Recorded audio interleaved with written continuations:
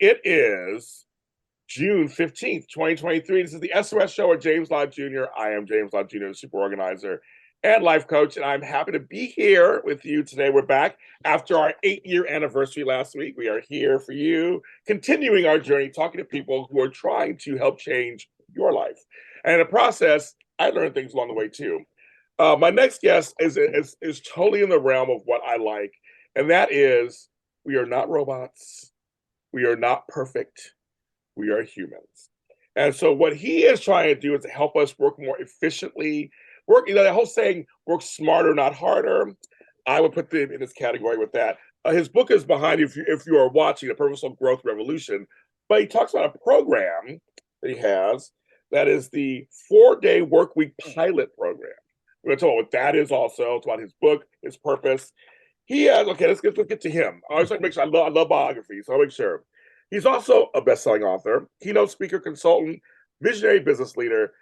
He has worked with many companies that you know, building shareholder value like Pepsi, McDonald's, JCPenney, all NBC Universal, all these places. We can talk about that too.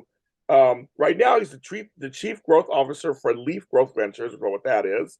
And I'm happy to have him on my show, Mark Mears. How you doing, Mark? Hey, I'm great, James, and so glad to be here with you and your listeners. And congratulations on 8 years. And I guess I get to be the first one after 8 years and start you on your next 8 years plus. So congratulations. Thank you. I appreciate that. Yes, you're the first of the new chapter. Love that. And again, I started out on radio, actual radio, and I took it to myself. So it was like I hit the first dream, which was radio. I always want to be on radio with my voice, and then now I'm doing it myself under my own network. So I took it back for myself. So yeah. Awesome. Okay, before we talk to you, as you guys know at home, I do my thanks and gratitude, which I do every episode of every show. And this week is a special one because I almost lost my Aunt Gina out of nowhere, and she is actually doing better. I'm actually part of her care team outside of the hospitals. I want to give thanks and gratitude to Cedars-Sinai Hospital here in Los Angeles, one of the best hospitals she could have possibly been in. I want to shout out to Dr. Shadi, nurses Venice and Jenny, the whole support staff there. They brought her back to life, took care of her. Cedars-Sinai, just a great location. The one in West LA, great location. The Saberstein building, shout out to you guys. I've been there for the last 3 or 4 days, but I just want to tell you, my gratitude knows no bounds. She is doing much better, and she is kind of on the mend.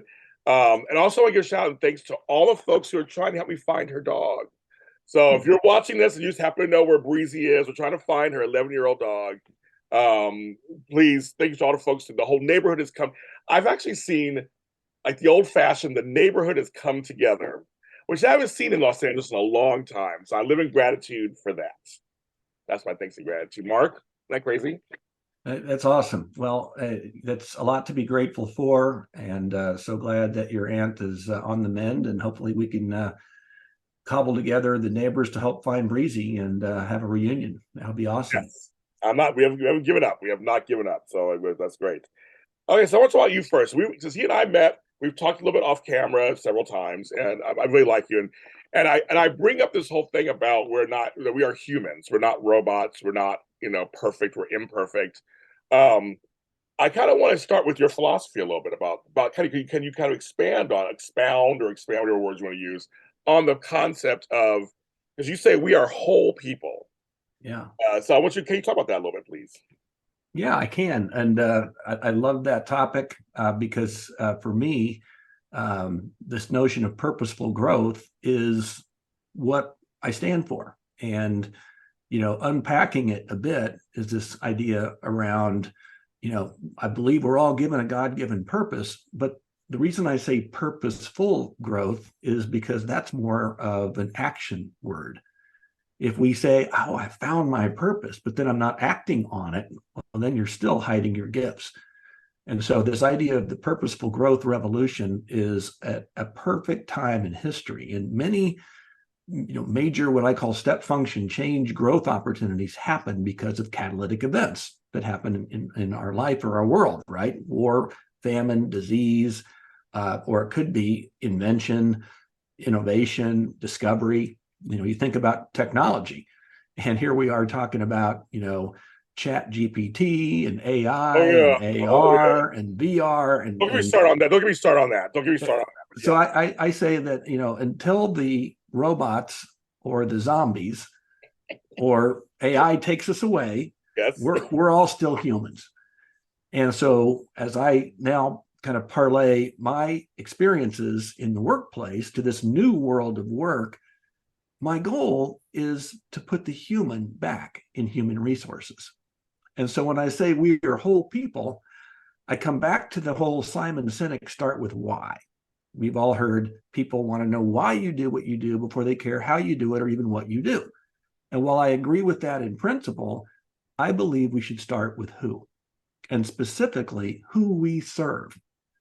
And if you think about this, a four-circle Venn diagram, all revolving around purposeful growth, the four realms of service, as I see it, are spiritual, relational, personal, and professional. We're whole people, and we need to be able to bring our whole self into everything we do. Those of us who may be spiritual and believe in a higher power or God, we don't just say, "Hey, we'll see you on Sunday. I got to go to work on Monday." Right? I bring my whole self into what I do, and we all should feel comfortable and safe in doing so, because that's when we really believe we have a sense of belonging. And so we talk about DEI, diversity, equity, and inclusion, and we should make more progress against it, but not just as a check the box exercise, because if we just have diversity, that only gets us in the room. If we have inclusion, that gets us a seat at the table. Good. And if we have equity, we are given an equal voice, and that's really good. But if we don't have belonging, a sense that we belong in that room, then we're not necessarily going to want to be vulnerable, giving our very best for fear of potentially rocking the boat. Hey, it took me a long time to get in this room. I don't want to say something that may sound silly or incriminate me or get boomerang back in my face somehow. I'm just going to sit tight and not rock the boat. Well, what good does that do for either side? So this idea of, words matter, and we'll get into this whole idea of the definition of revolution, but so many people talk about culture, and culture eats strategy for breakfast. And I love the word culture, but it feels like that may just be something you're part of. I believe in using the word community, because that is somewhere you feel like you belong in. And so being able to feel comfortable being a whole person, that's really the goal. Yes, stay there, because I want to piggyback off you. I think this is amazing. I agree with every single thing you just said. Everything. And in my own life practice, I want to share this with you, and people, my followers already know this about me. I got into the business kind of by accident. Later in my life, I had the kids, I was already grandfathers and stuff. So I got into the business, and I kept asking the why. Why am I doing this? Oh, it's fun. Why am I doing this? It's kind of exciting. Why am I doing this? I can do it.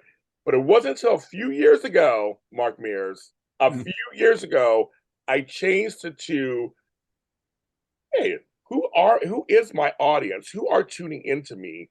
Who are showing up for me that are allowing me to have this success? When I changed it, I didn't even know you or this other stuff, but I kind of, when I made it more like, because everybody throws the word, I want to say this very clear. Everyone makes the word authentic, throw that word authentic around all the time. But, however, when I became more authentic, like you just said, and said, I'm a lot of things, and it might be relatable to a lot of people. And I noticed that once I started bringing all of it, yeah, I have some private, I don't tell everything, I don't tell my business, but you know what I mean? Like, I started bringing more pieces in where people know this. I've cried on television, I've laughed on TV, I've made jokes, I've cussed by accident. I'm a regular person, and I've apologized on TV. I once I start bringing that in there, my audience grew. So everything you said. So I'm telling you what Mark is saying. It happened I didn't know Mark yet, but I'm saying I figured out once I started focusing on the fans and the followers, not so much, everybody focuses on the big A-listers, the people, all that stuff. But I said, well, who am I serving? When you said the word serve, I went, bing, ding, ding. And when I noticed, I started doing things a little differently. I started speaking out on stuff. on places like Twitter and Instagram and stuff, and got blowback and got side eyes and got talked about. And now, several years in, those same people are like, but James is really successful. This is great. Like, what is he doing? And I'm seeing people do some of the things that I'm doing. It's like, yeah, and for me, I'll bring in sometimes religious stuff because nobody knows I'm a doctor in divinity. I bring religious stuff, or I'll bring in Black stuff, or I'll bring in Latino stuff, all these things. So I just want to piggyback with what he is saying, what Mark Mears is saying is completely true. It worked for me. Well, that's great to hear, and it's taken me a long time to get here myself, because I was someone who, you see this amazing TED talk by this guy Simon Sinek, and you're like, well, yeah, everyone's clapping, and there's X million views, so it must be right. And then I like to think really critically, and question kind of the status quo and make sure that I'm not missing something. And as someone who's grown up in kind of marketing and sales, we're always taught you start with who's your target audience, or in sales, who's your ideal customer avatar, or we build personas around them, right? So I got to thinking, it's not about starting with why. And some might say, oh, Mark, that's just semantics. No, because words matter. I just went through the difference between culture and community, and I guarantee you the light bulbs have gone on in some people's heads that had not thought of it that way. So here we're taking something relevant that's long overdue, diversity, equity, and inclusion, and finally people are adding the word belonging. That wasn't me that came up with it, but it's me that's accentuating it, because when you feel like you belong, you feel loved. And then I have an acronym for love, and this is not in the book, so this is a freebie for your listeners. Okay. It's listen, observe, value, and empower. So go back to Gallup's, State of the Global Workplace reports, and he talks about engagement, right? And I'm just going to throw a few stats your way. In the latest report, it was 32% of employees, and I like the word team members, we'll talk about that. 32% of employees are considered engaged, which is down 2% or 2 points versus last year. 18% are considered actively disengaged, and that's up 2%. I believe that. All right, so that's 50 points or 50% then say they could go either way. So half of those who maybe work for you are either actively disengaged or could go that direction, versus only 32% that say they're engaged. And that's, we heard this term quiet quitting. Well, now in a hybrid work environment, it's tougher to detect that versus going into someone's office and seeing what they're working on and talking to them. You can do that now, but it's a little more difficult, right? And so the idea of engagement is so important. Well, when you feel engaged, you then become empowered. But you start with this idea of we all need to be listened to and heard, going back to Maslow's hierarchy of needs, right? And so if you're listening to someone, really deeply listening to them, you're listening to not only what they're saying, but what they're not saying. And you're asking questions to probe, right? So there may be team members that are fearful of going back to work, or maybe they're fearful that there's this impending recession we keep hearing about, or maybe it's they may get laid off, or whatever their fears are. And so as a leader, not a boss, your goal should be to listen deeply to your team member and then observe them as a coach would observe, and coach in real time. Don't wait for this dreaded annual performance appraisal process that no one likes. Nobody does it well. But create a purposeful growth plan. And we'll talk about that in a minute. So if you feel listened to and observed, that's great. But do you feel valued? Like, I'm sure you probably played team sports at some point. A lot of us did. And remember how you felt when you saw your name on the coach's door saying you made the team and here's your position and maybe here's your jersey number, how that made you feel. You felt valued. And you felt also a sense of duty, not wanting to let your team members or your coaches or the fans or students down, depending on if you played school sports, right? So same thing goes with being on a team at work. And then finally, when things are really cooking with gas, you feel empowered. So today, looking at all the stats, we know millennials and Gen Z and kind of the zillennials who combine the two want more sense of purpose They want more sense of autonomy. They want more real-time coaching and feedback.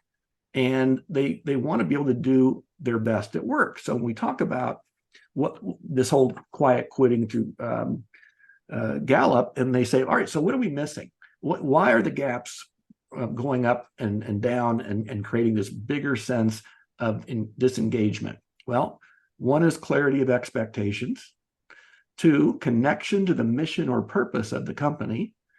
Opportunities to learn and grow. Opportunities to do what I do best, and feeling cared about at work. So isn't that what I just talked about? Yes. Listened to, observed, valued, and empowered. And so to me, that's this building on this purposeful growth revolution and putting it in practical sense, where leaders today, and notice I didn't say bosses, because I believe we need to be leaders. A boss is merely a title that someone may dutifully salute if it's a higher one than theirs. A leader is someone people want to follow, and it's a title that is given to someone when it's earned, right? And I say team members, like I mentioned, versus employees, because if you're an employee, maybe you're just doing something to get a paycheck, or maybe you're seen as an employee ID number. Versus, again, a team member feels like they have a valuable role to play on the team, and they feel good about themselves, and they feel engaged in the process of achieving the shared vision of the team. I want to stop there because there's a lot to unpack. There's really good. Everything you said, again, agree with. I always call it the village. My fans know I call it the village. So basically, community village. I go back because I go back to African terms. I'm like, we came from a village, and the village lifts each other up. We hold each other together. We hold each other accountable. The elders have their role. The young folks that we do. I believe in that whole concept. I'm very basic that way.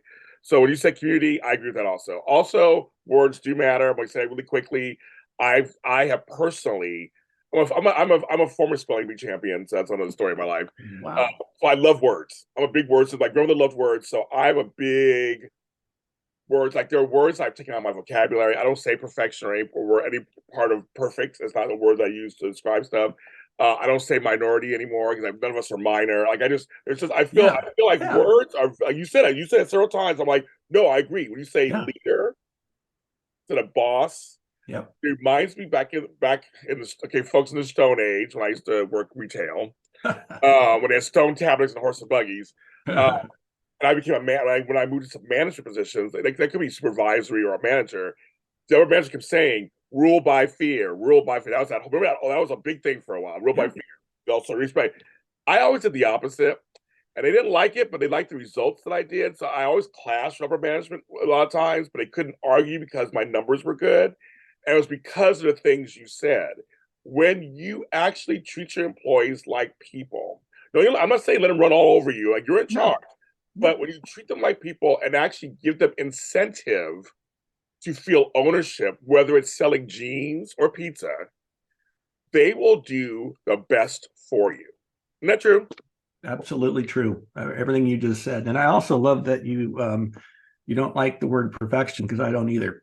I look at perfection, and if you think back, and I'm probably as old as you or somewhere in that neighborhood, but I can remember Olga Korbut, great Russian gymnast back in the 70s. And at the Olympics, she got a perfect 10. And we're like, this is great.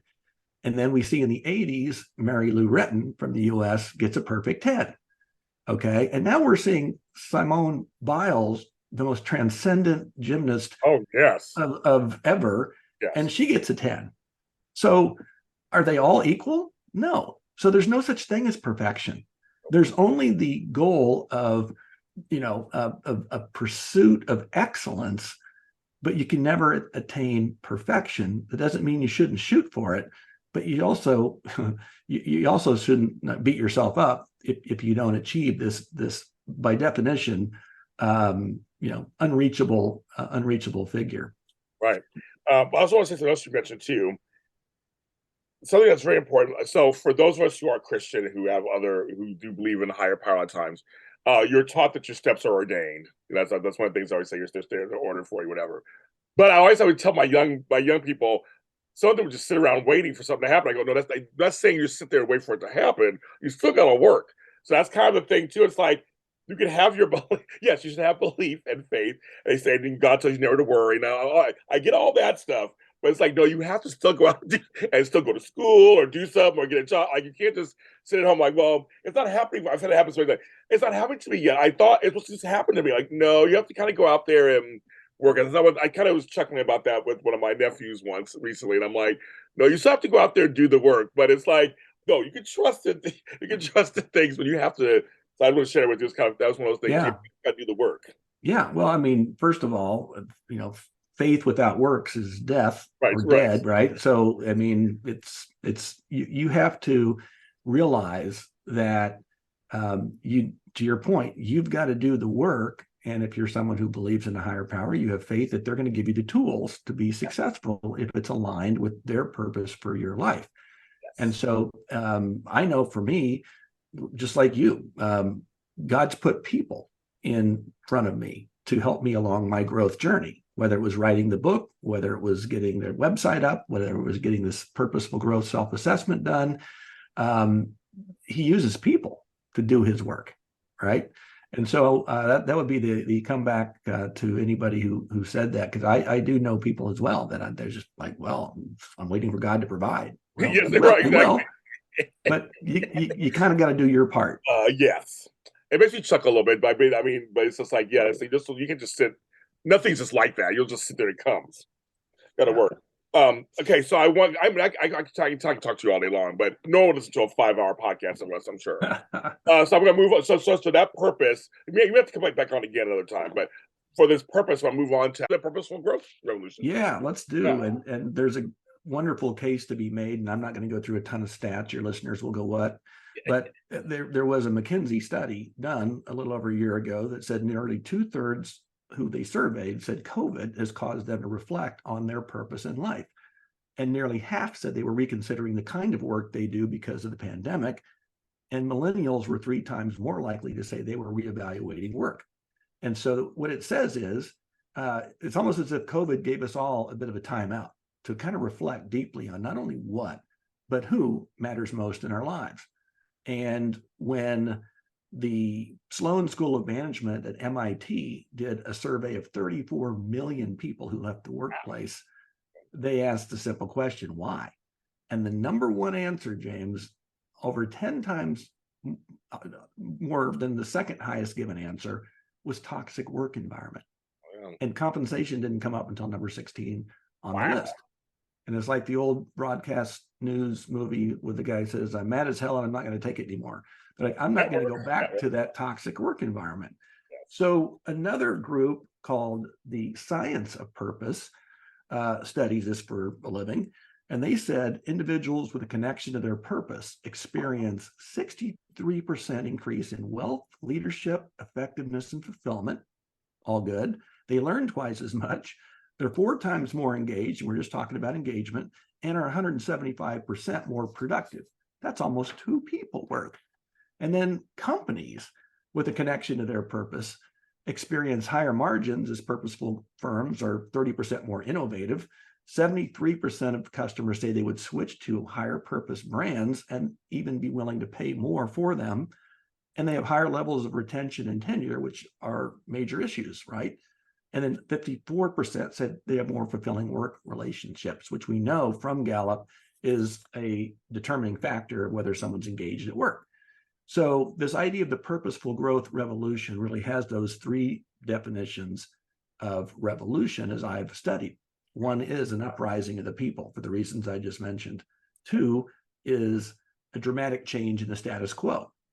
So the status quo in this case is, hey, we've got this hybrid work environment and the genie's not going back in the bottle. So how do we, in this world of, combining high tech and high touch, connect team members together to still be productive, and even more so given the headwinds that face business today than they were pre-COVID. And the last definition is a circular orbit around an object. And to me, that circular orbit is this purposeful growth idea revolving around, again, the who we serve. It's relational, spiritual, professional, and personal. And all of that revolving around purposeful growth. So stop there for a second, folks at home. You guys follow.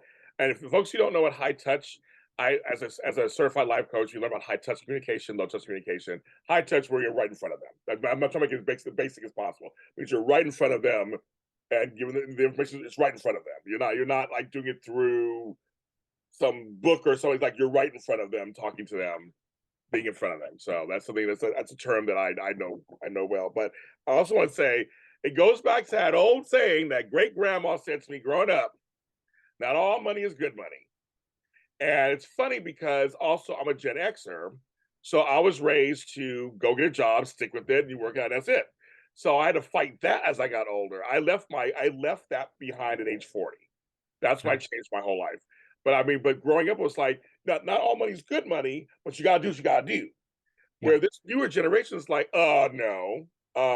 There are so many jobs out there, folks. I mean, I'm not even kidding. There are so many jobs out there everywhere that no one's taking, because they don't want the toxic work environment. They don't want the boss. They don't want the crazy hours. They don't want. They're actually. And at first, I know that the boomers and my generation Gen Xers talk crap about them a little bit. They're sensitive and everything. But even I talked a little crap a little bit, because my daughters are millennials and my grandchildren are Gen Zers. So I was like, whatever. But then now I'm kind of like, I think they're right. I get what they're going back to basics, so to speak. But you and I were taught, you grow up, you go to college, you get a job, you stick with it till you die, or you're gonna go retire at 65, and that's it. I mean, like we were taught that. We were also taught there are always crap at jobs. Like there's crappy jobs, but there's also crap at all jobs. Right. You're talking about that. I mean, that just I just you're 100% right, because I use the same term. Is that back when we were growing up, we were taught that life was very linear. Yes. Right. Get good grades, get a job, get promoted, maybe get married, have a kid or two, right, put a little money away for college, and then maybe somewhere around 65, right off into the sunset with a gold watch. Yes, right, exactly, right. That's a myth, and B, I don't believe in the word retirement. I don't think it's in the Bible anywhere. And so I think it was, an old school mentality. Well, you're right. I have 25-year-old twin daughters, and I guarantee you their expectation for work is so much different than when I was coming up, which was keep your nose to the grindstone. Here's what you do and don't talk about at work. And it was command and control management style, which all came really from World War II, when GIs came back and they started being in companies and leadership positions. And this is the way they were taught. So we weren't really taught the soft skills. It was more the hard skills. And now we're realizing how important the soft skills are. So that's a big reason for my book, is, again, trying to put the human back in human resources. It's difficult to teach an old dog new tricks.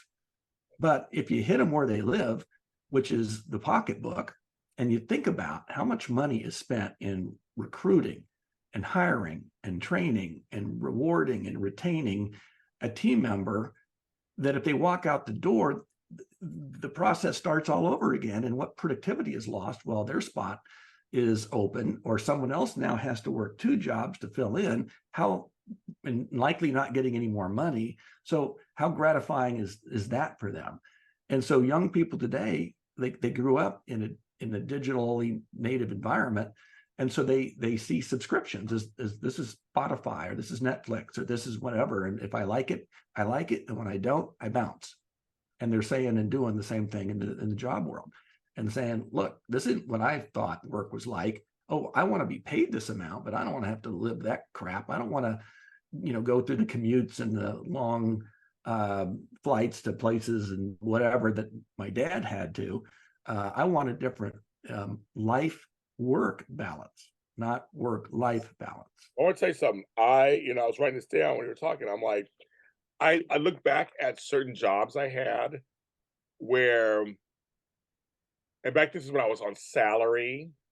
I mean, you should say it wasn't in quotes on salary, but I was on salary, but it was like more like you're doing whatever. The point is, I look back at all the money I didn't make when I worked some of these hours that do not match up with my salary. Once you break, I had my last job. I just say I was making good money in theory, on paper. Let's say that I was making good money on paper.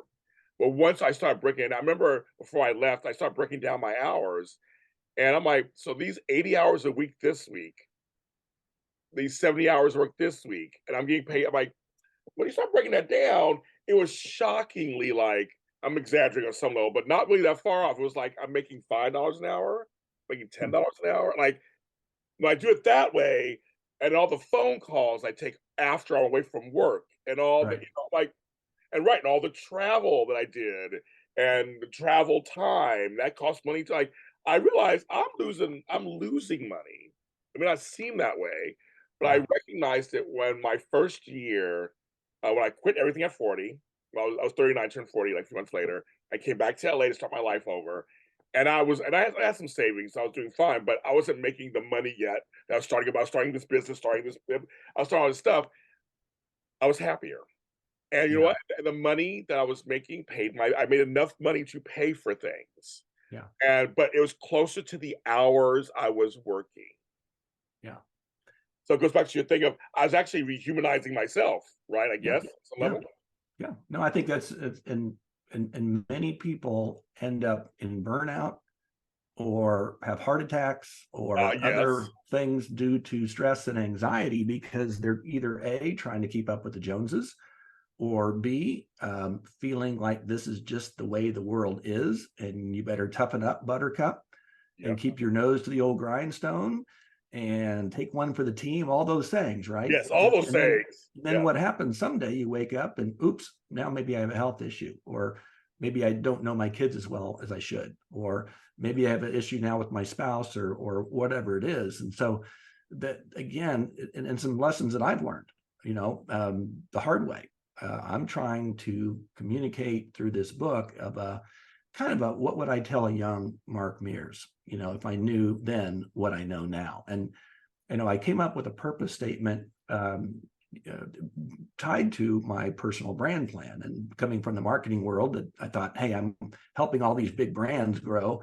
I should work on my own personal brand. And I came up with a purpose statement, and it says, I don't want to just make money and retire. I want to make a difference and inspire. And that means making a difference in the lives of others and inspiring them to want to do likewise. So it creates this virtuous cycle of reciprocity, which I call paying it backward. So why? Most people think pay it forward. Again, I think words matter. So when I go to Starbucks, I'm a huge Starbucks junkie, and I go through the drive-through, I will pay for the car behind me. And as I'm driving away, I'll say a word of prayer. I don't know who they are. They don't know who I am. I don't know what they're going through that day, but I'll just, try to bless them with a cup of coffee or whatever else they may have ordered. And I can't pay for the car in front of me.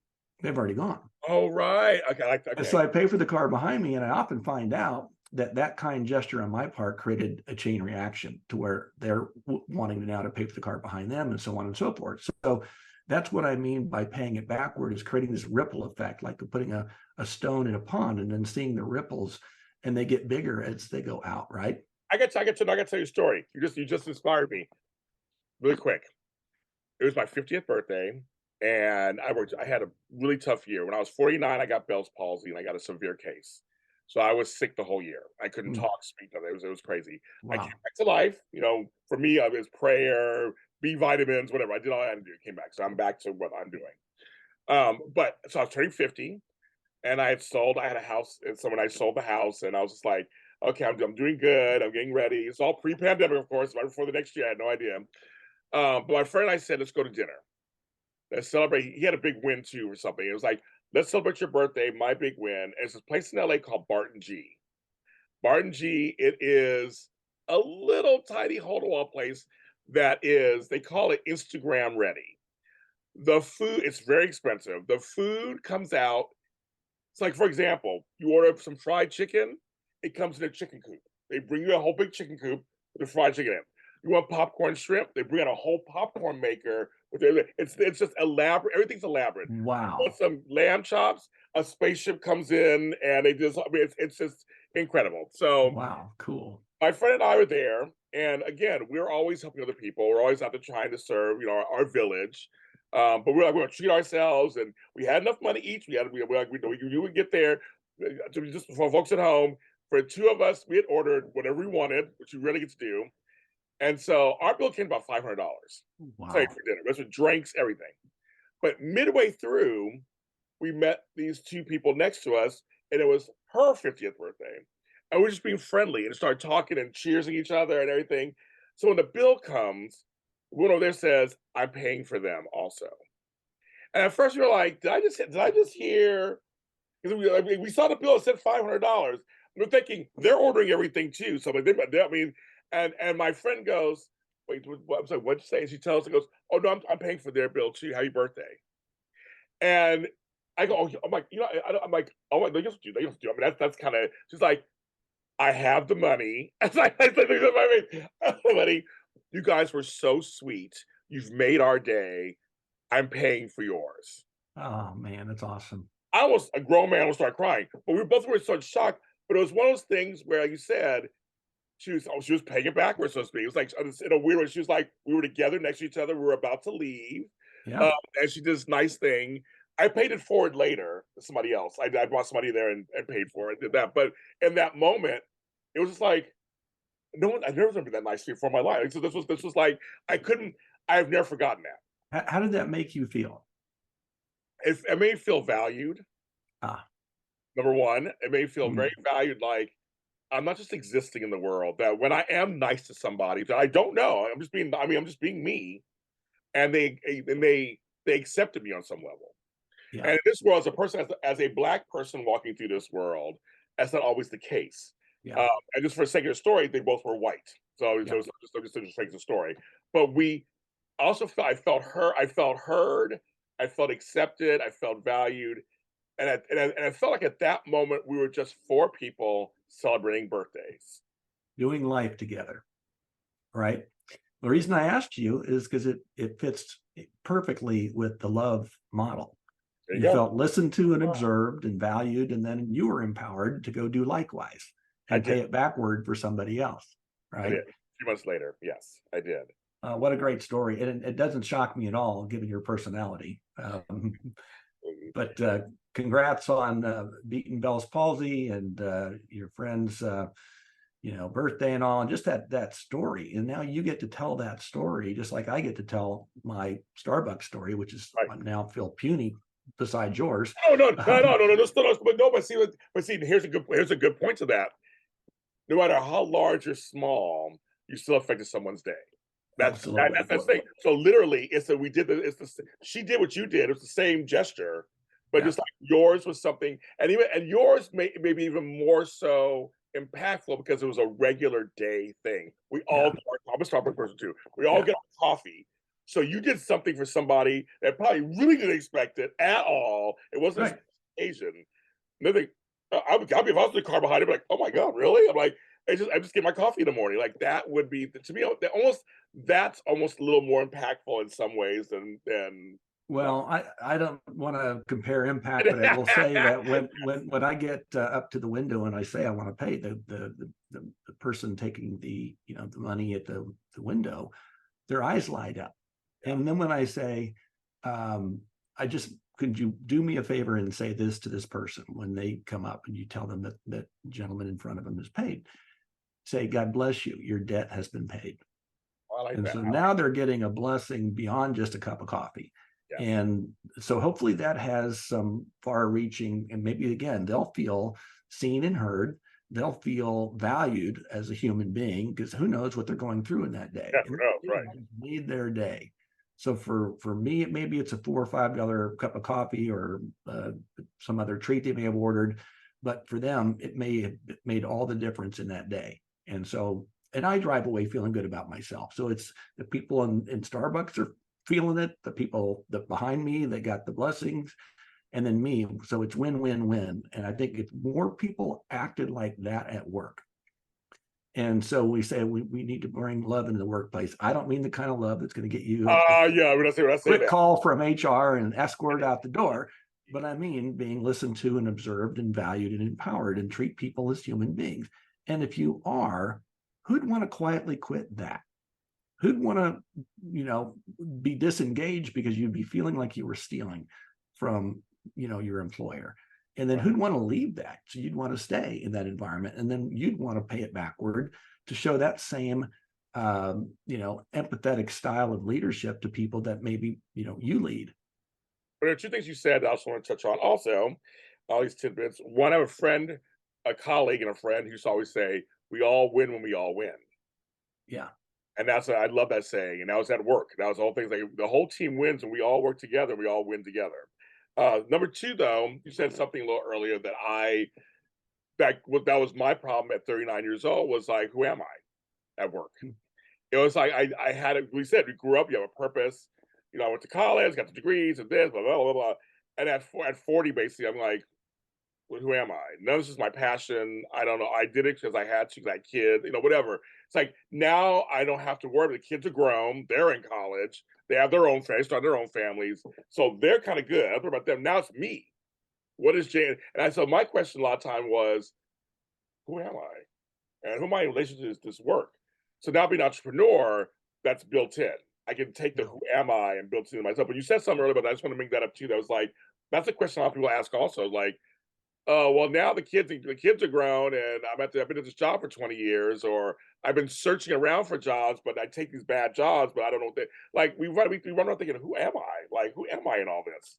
Yeah, I think that's great. And that's what I'm working on right now, James, is an online course that's designed to help probe and ask these deep questions that need to be asked and answered.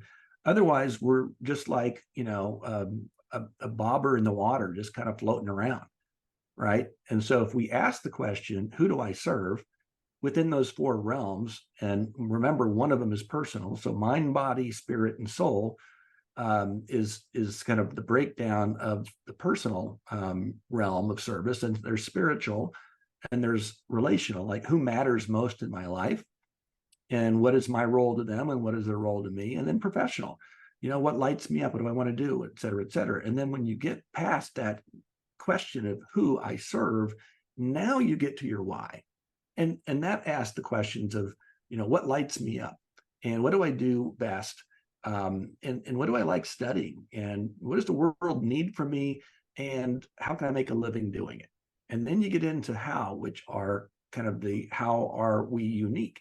We're all given different gifts, whether they're professional, relational, spiritual, personal gifts. And so taking stock in what those gifts are, and some people call them superpowers, right?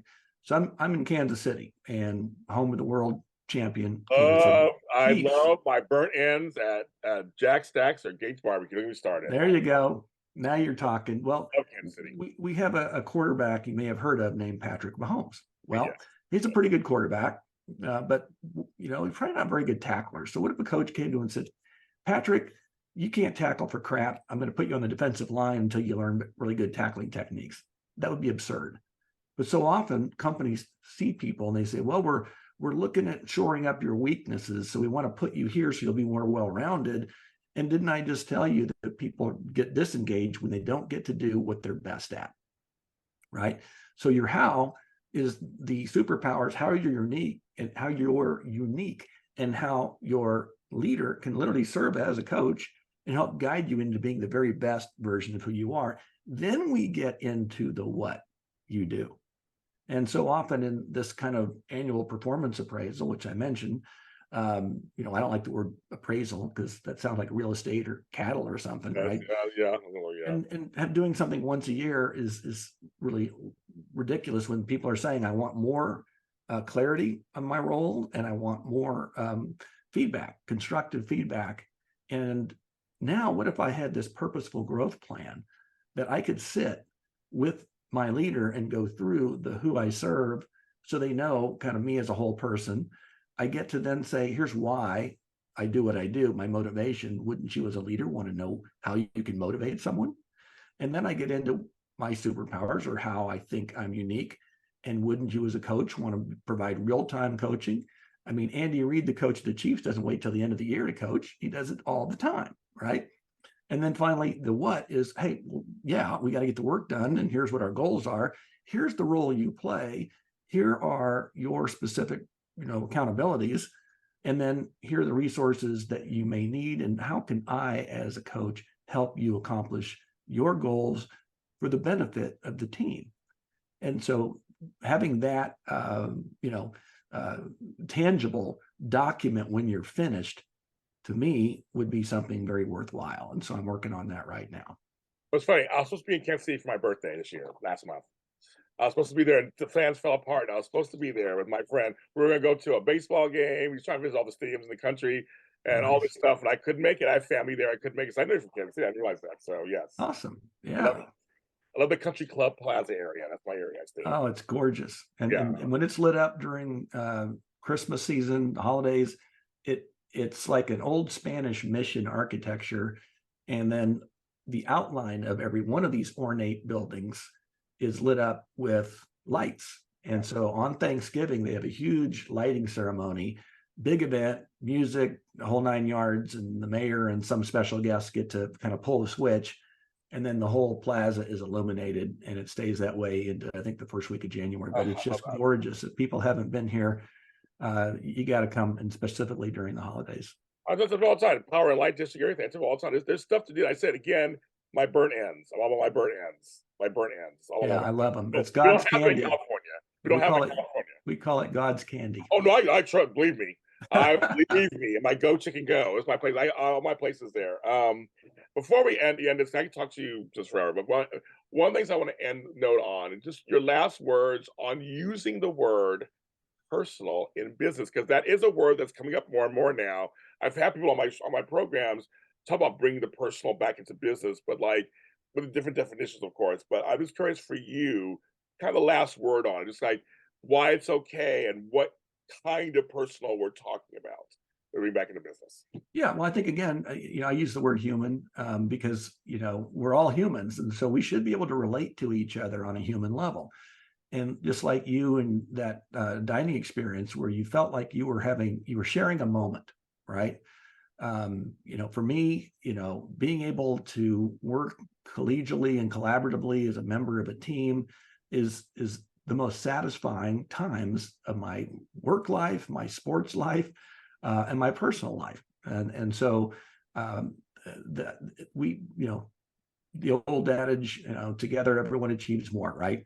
But I look at it as alignment too. And when you have all oars in the water rowing together, if you go back and you look at Olympic rowing races, and I had the good fortune to go to the Olympics when they were in Atlanta, we were actually staying on a houseboat on Lake Lanier. So we walked over and we got great tickets.